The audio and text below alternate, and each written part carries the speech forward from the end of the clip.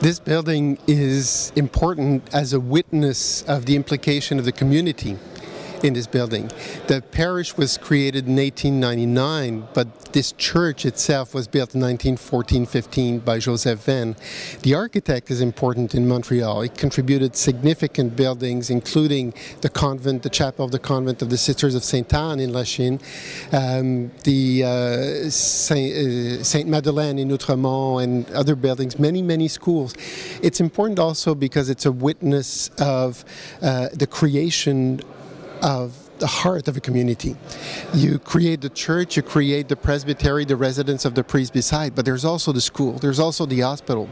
And then it lives over time.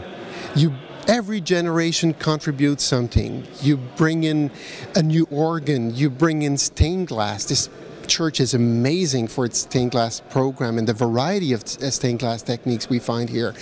You bring in the bells.